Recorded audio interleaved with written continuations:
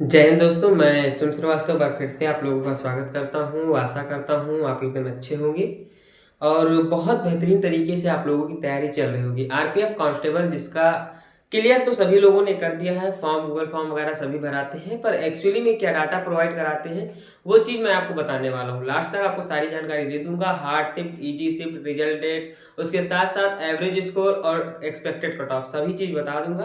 Video ध्यान से देखिएगा। 7 से 8 मिनट की वीडियो रहने वाली, इससे ज़्यादा लंबी वीडियो मैं बनाता नहीं हूँ। बिना किसी देरी की वीडियो शुरू करूंगा, लेकिन उससे पहले एक ही रिक्वेस्ट करूंगा कि अगर अभी तक आप लोगों ने चैनल को सब्सक्राइब नहीं किया है तो कर लीजिए, क्योंकि ऐसी ही गवर्नमेंट अपडेट्स आप लोगों को समय से पहले मिलती रहती है। ठीक है। RPF constable, railway police force constable, ठीक है, इसका भी एग्जाम आरआरबी बोर्ड कराती है। जो चीज मैं बताऊंगा वो 100% रियल होगी। ठीक है। No fake no add.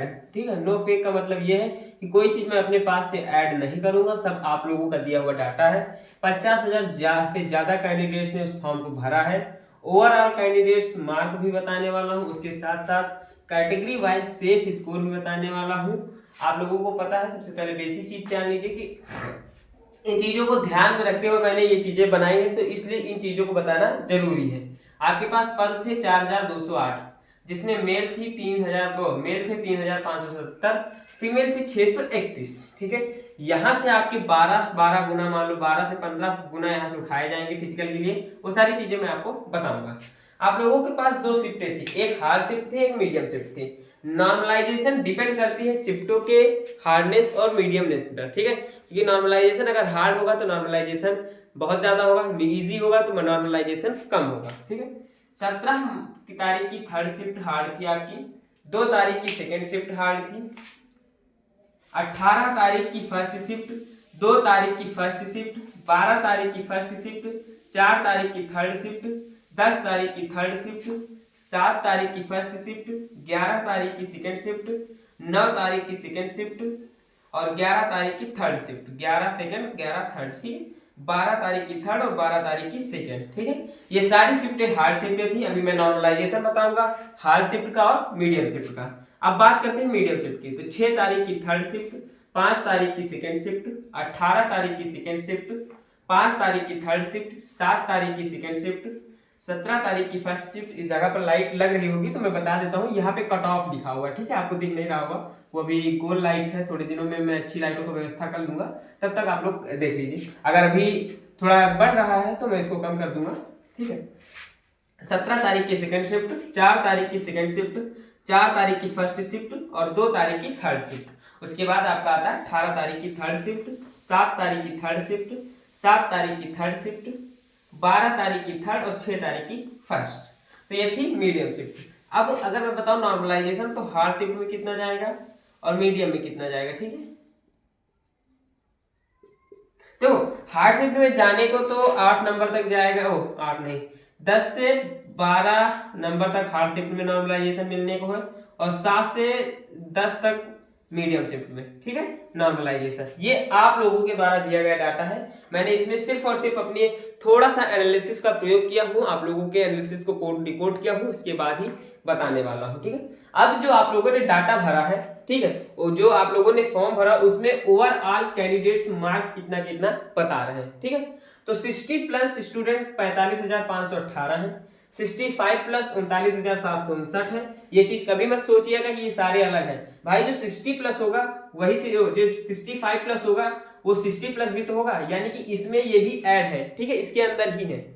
70 plus 32,357, 75 plus 22,254, 80 plus 12,673, 85 plus 5,536, 90 plus 2,043, 95 plus 778 और 100 प्लस 372, 105 प्लस 208, 110 प्लस 124।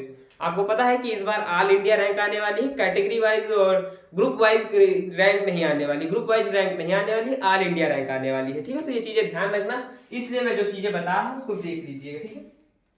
अब यहाँ पे मैं कैटेगरी वाइज सेफ स्कोर के बारे में बात करूं अगर, तो अगर आप जनरल से हैं, ठीक है, तो एवरेज स्कोर के बारे में, सेफ स्कोर के बारे में सबसे पहले बात करता हूं। सेफ स्कोर बता देता हूं। तो सेफ स्कोर यहाँ पे जाएगा 75 टू 85, 78। एक मिनट।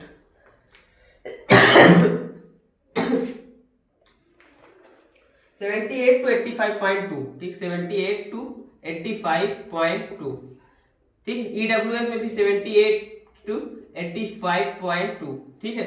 उसके बाद आपका OBC आएगा, इसमें भी 78 से 85.2। अब आप कहेंगे सबका सेम कैसे, देखो मैक्सिमम 85.2 तक जा सकता है। इसमें हो सकता है कि जनरल 83 84 के आसपास रहे, EWS 80 के आसपास रहे, OBC 78 या 79 के आसपास रहे, ऐसे, ठीक है। SC के बारे में बात करूं तो SC 72 से 79, 72 से 79.2, ठीक है। उसके बाद आपका आता है ST, तो 69.6 से 76, 69.6 से 76.6, ठीक है। तो ये तो होगा मेल का सेफ स्कोर, मेल का। अब फीमेल का क्या, फिजिकल की जो कट ऑफ है ये अभी मैं बताऊंगा कैसी है, सब कुछ ध्यान से देख लीजिएगा, ठीक है। 73.2 से लेकर के 80.4, ठीक, 80.4। इधर 73.2 से 80.4, 73.2 से 80.4, 73.2 से 80.4, नहीं यहाँ पे नहीं, यहाँ नहीं होगा, 3 ही होंगे। 68.4 से 75.6, 68.4 से 78.6, ठीक। उसके बाद आपका आता है 67, यहाँ पे 65 होगा, 67.2 से 74.4, 74.4, ठीक। ये जो कट ऑफ है ये आप लोगों की कैटेगरी वाइज सेफ स्कोर है फिजिकल के लिए। किसके लिए, फिजिकल के लिए, ठीक है। जब जो भी कैंडिडेट सिलेक्ट होगा फिजिकल में उसकी लगभग सेफ स्कोर ऐसे रहने वाली है। अब आप लोग समझने का प्रयास करिए, मैंने 78 टू 85 पॉइंट तीनों में क्यों लिखा। जनरल और यूआर और ओबीसी लगभग एज इट इज सेम रहते हैं, 1 से 2 नंबर का अंतर या 2 से 3 नंबर का अंतर ही आपको देखने को मिलता है। SC ST काफी ज्यादा डिग्री अंतर में होते हैं, तो इसलिए इसका अलग निकल रहा है और इसका अलग निकल रहा है। आप लोगों के द्वारा दिया गया डाटा ही जो है उसी के ऊपर चर्चाएं हो रही है। रिजल्ट वगैरह आप लोगों को बता दूं, अगर मैं फिजिकल कब तक होगा, तो फिजिकल मात्र 1 माह आपके पास ज्यादा समय बचा है, ज्यादा समय नहीं बचा। मैं हमेशा एक चीज कहता हूं कि अभी से तैयारी करते रहिए, नहीं बाद में ऐसा होगा कि आप लोगों के पास समय कम होगा और तैयारियां ज्यादा करनी होगी। क्योंकि आपको भी पता है ग्रुप डी वगैरह के एग्जाम होने हैं, और जब ग्रुप डी वगैरह के एग्जाम होने उसके साथ साथ ऐसे अदर एग्जाम्स आप लोगों के पेंडिंग होंगे जिनकी तैयारी आप लोगों को स्पेशली करनी होगी। कुछ ऐसे सब्जेक्ट्स होते हैं कि केवल उन्हीं विषयों में पूछे जाते हैं, तो उनके लिए अलग से मेहनत करना होता है। तो इसलिए फिजिकल की तैयारी अगर अभी नहीं करेंगे, मुश्किल से 30 दिन का समय है आप लोगों के पास, फिर कभी कभी ऐसा होता है कि हम रिटर्न तो निकाल देते हैं और फिर फिजिकल में लटक जाते हैं, ठीक है। तो हमेशा से ये लक्ष्य बनाकर रखिएगा कि जिस वहां पर अगर पहुंचना है तो उसके लिए जो मेहनत करनी पड़ेगी वो आपको ही करनी पड़ेगी। आपको वो डाटा दिखा रहे हैं जिसकी वजह से आप यह जान सकेंगे कि कौन सी शिफ्ट का एवरेज मार्क कितना है, ठीक है। 2 मार्च में 3 शिफ्टें थी, तीनों शिफ्ट का एवरेज मार्क 66 से लेकर 69 के बीच में था। 3 मार्च में 72, 70, 73 सबसे ज़्यादा मार्क अगर किसी शिफ्ट में दिख रहा है वो 3 मार्च की 3rd शिफ्ट में सबसे ज़्यादा एवरेज स्कोर मुझे देखने को मिल रहा है, ठीक है। 4 मार्च का एवरेज स्कोर 68 था, 5 मार्च का एवरेज स्कोर 69, 6 मार्च का एवरेज स्कोर 69, 7 मार्च का एवरेज स्कोर 68, 9 मार्च का एवरेज स्कोर आपका 68 के और 70 के बीच में बन रहा है। 10 मार्च का एवरेज स्कोर 70 या 67 के बीच में बन रहा है।